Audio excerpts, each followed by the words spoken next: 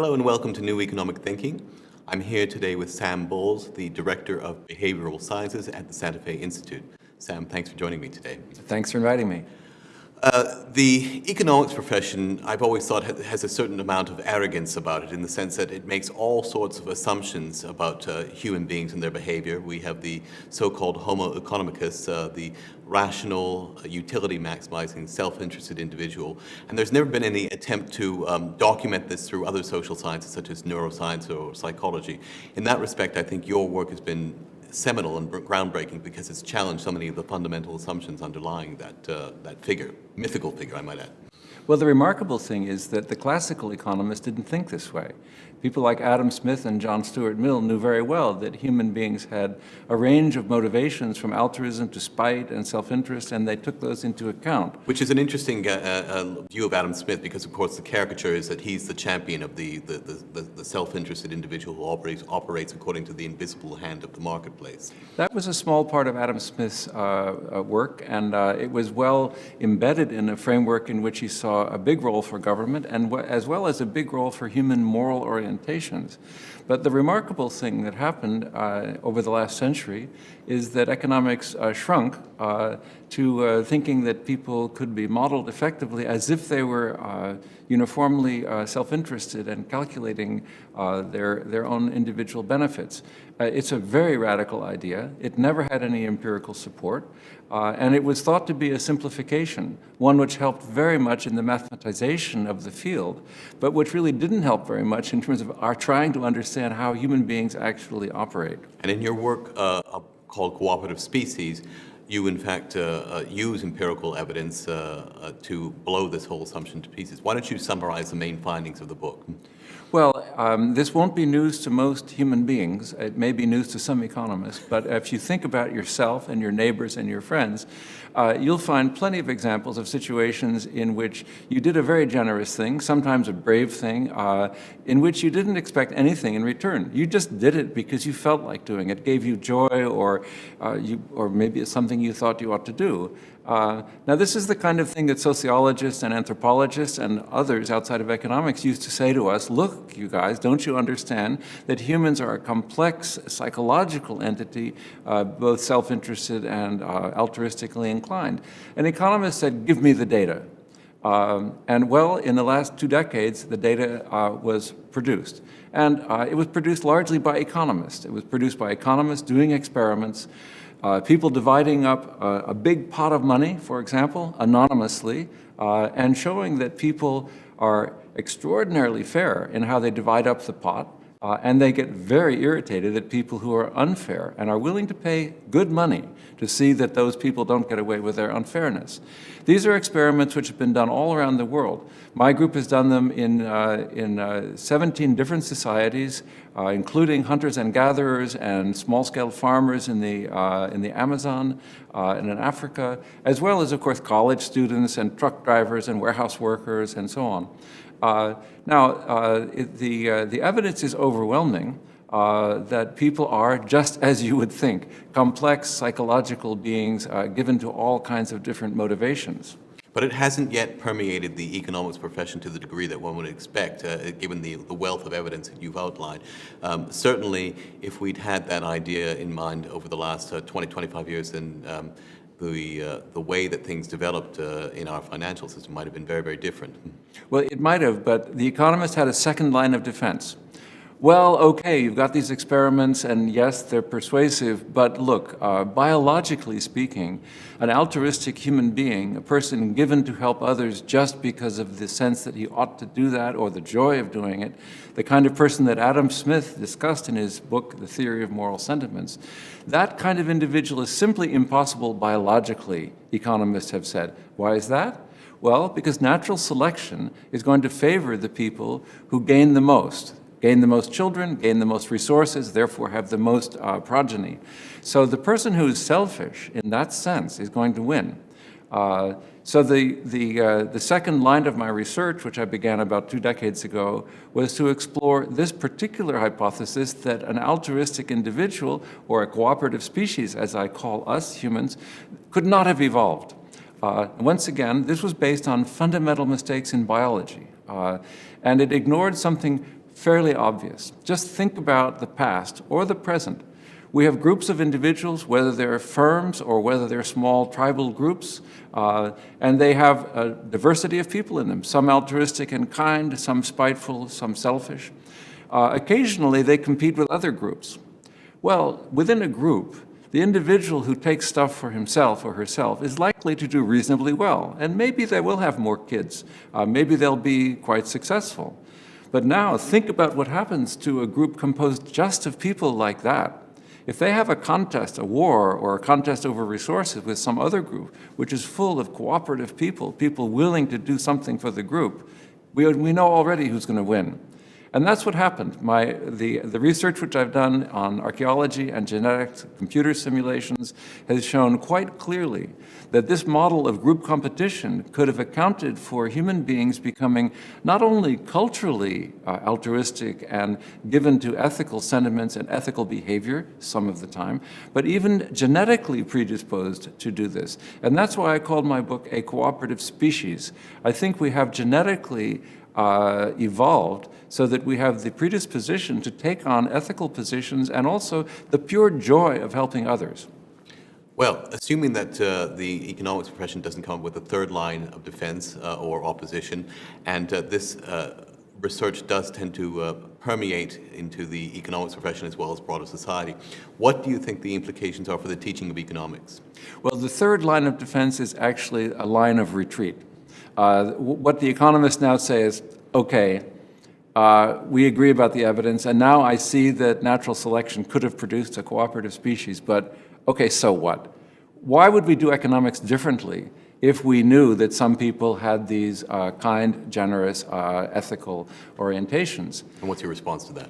Well, the fact of the matter is we would do it quite differently. Now, think, for example, we have a field called behavioral economics, which is continuing this empirical research.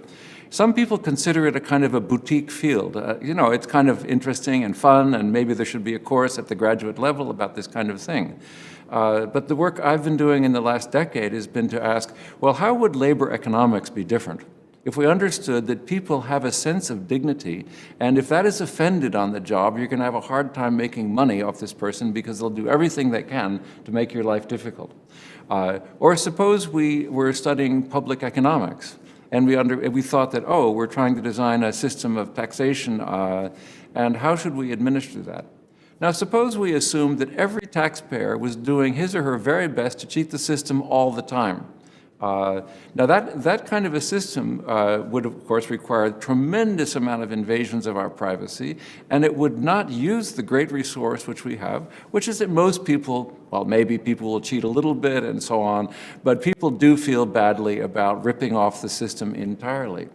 Think about the organization of our health care. Suppose we tried to transform the entire delivery system in terms of just a pay for service and the only reason why you do it is the money.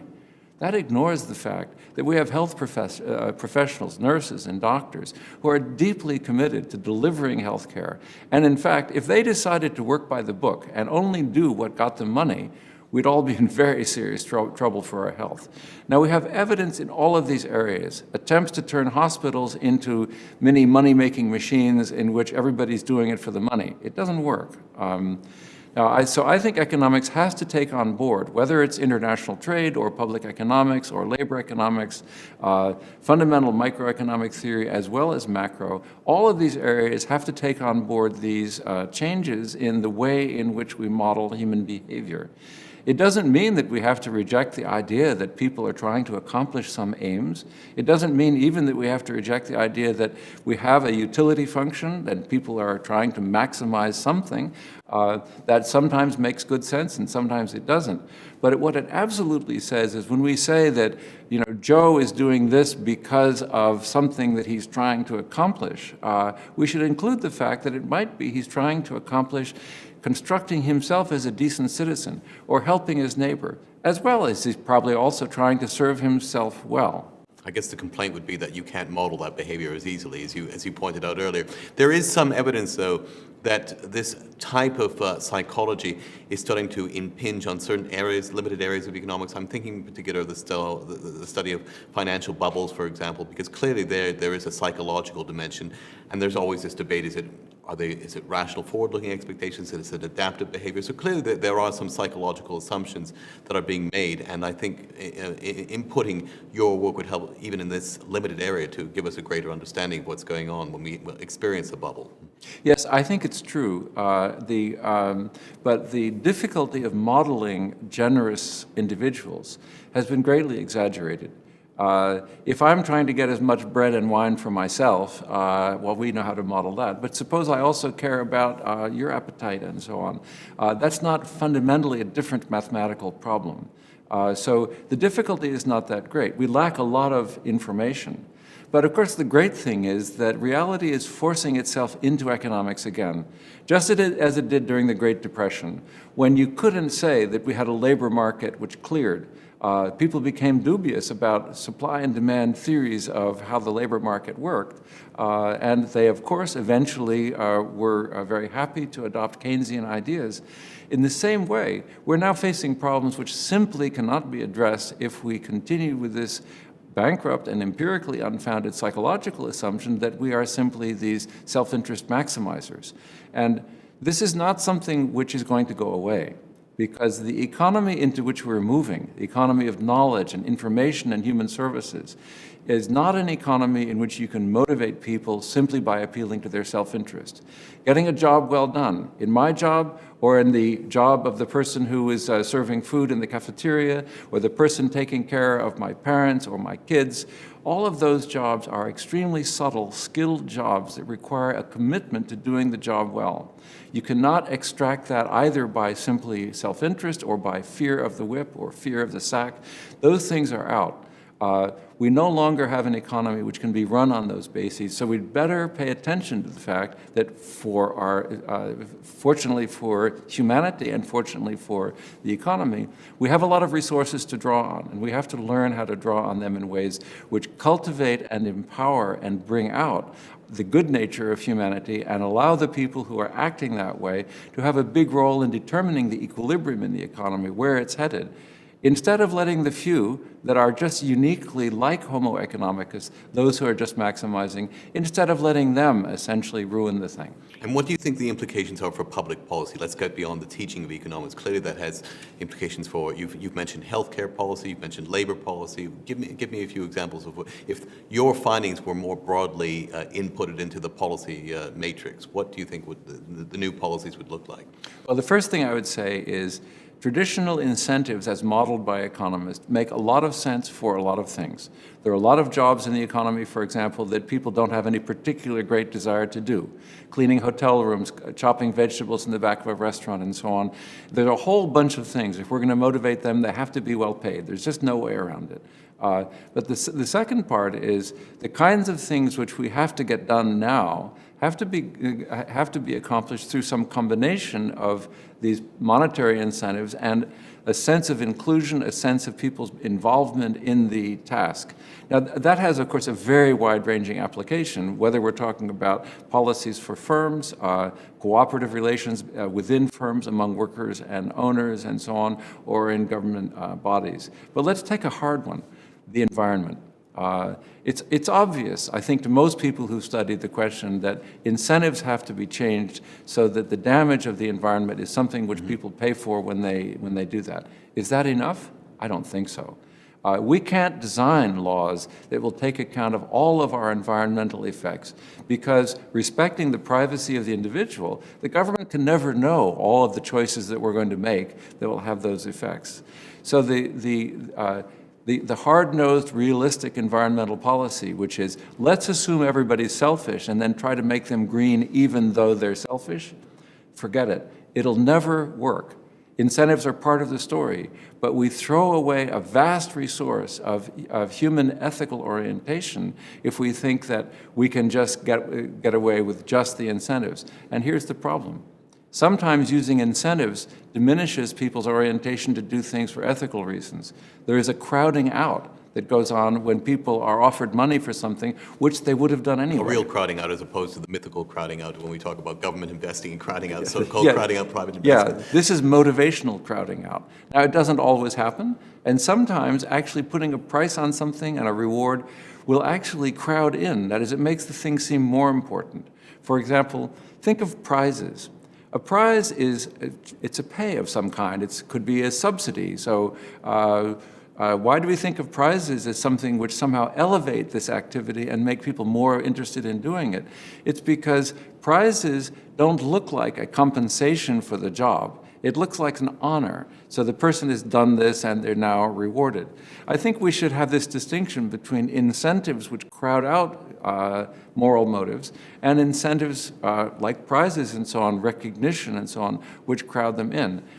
That distinction itself would help us a whole lot in designing compensation schemes in the public sector and the private sector, but also in thinking about a environmentally sustainable future, and also making good use of the knowledge-based economy. Because, as you say, the environment is a particularly thorny issue, and we tend to posit it as an either-or situation. If we deal with the environment, we're sacrificing growth somehow, and people will therefore will not go along with it. Actually, whereas if you're suggesting that people are actually keen to do something about it, they want to be greener, they want to feel good about it, but we've got to improve the incentives mix. That's right, and obviously people are willing to do something about being green as long as they don't think they're being ripped off by others. Mm-hmm. So there's always a role for government intervention to essentially prohibit and to limit the kinds of anti-environmental activities that people can do, and to reward those people for protecting the environment. And those, I believe, can be designed in such a way that they actually enhance people's green orientation rather than simply diminishing them. Sometimes there's a fine line. For example, let's look at, hypothetically, charitable donations as one example. On the one hand, you could say, well, I mean, people should give to charity because it's good. But on the other hand, we offer a tax incentive to make charitable donations. You know, what's the answer there? Are we getting the policy mix right in terms of that limited area? That's a great example, and it's also highly studied, of course, because there are lots of nonprofits who want to know the answer to this. But one thing that's quite clear is that if you're providing money, if you're providing a financial incentive for a contribution, it may induce some people to contribute who wouldn't. But the problem is it changes the value of the signal of contributing. And let's think about this. I contribute, and then my neighbors know that, well, I got a tax break, and I know that too. So the signaling that you do when you're giving is very often not just a signal to others. As we go through life, we are constantly trying to constitute ourselves, to recreate ourselves day after day as a good person, as a person in the image that we'd like to have.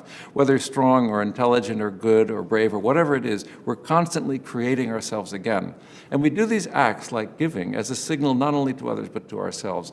Having the money on the table often takes that away. And now, whether we have it right, it seems to me, I mean, if you think of the really highly successful funding drives, there's always an element of signaling your goodness by doing this. And sometimes there's also an element of positive incentive.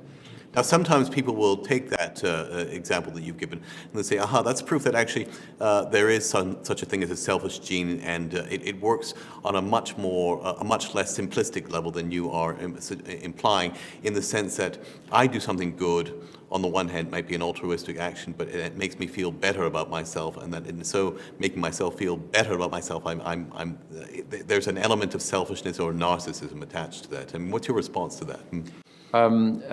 My understanding of how economists think about the problem of incentives and preferences is really quite simple. We use preferences as reasons why people do things, given what they believe and given what their capacities and constraints are. Now, if you say, okay, well, actually, Mother Teresa used to get a really big kick out of helping the kids in Calcutta. And in fact, it made her tremendously happy, and that's why she did it.